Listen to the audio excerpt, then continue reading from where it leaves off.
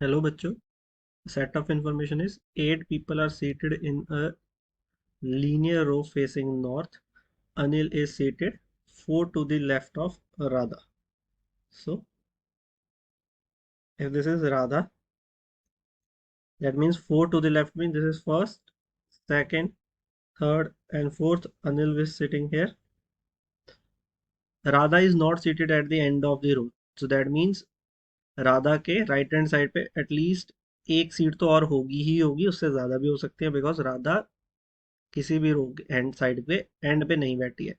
Next, Jaggu is an immediate neighbour of Anil.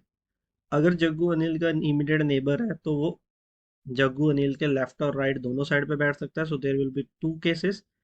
First case, जब जग्गू अनिल के left side पे बैठा है. तो second case we will make when Jaggu is sitting on the right hand side of Anil. So this is the second case. Next we are given two people are seated between Parul and Jagu.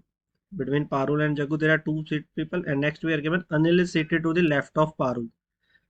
Left of Parul, first case में अगर अनिल को left of Parul रहना है और पारुल और जग्गू के बीच में दो लोग बैठेंगे, सो that means the only possibility for the first case is Parul यहाँ पे बैठेगी.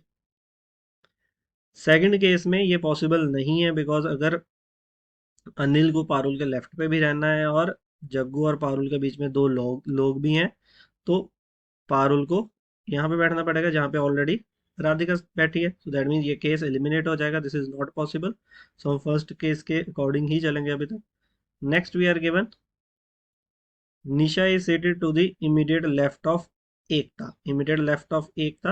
अब हमारे पास टोटल 1 2 3 4 5 6 और 7 सीट्स ऑलरेडी हैं. हम जग्गू के लेफ्ट पे दो सीट्स और नहीं लगा सकते, बिकॉज तब हमारे पास 9 सीट्स हो जाएंगी और एकता और निशा को एक साथ भी बैठना है.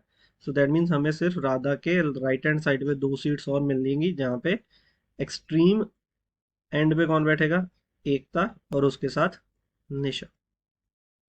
Next, Shyam is seated to the left of Manju. Shyam is seated to the left of Manju means हमारे पास दो प्लेसेस है.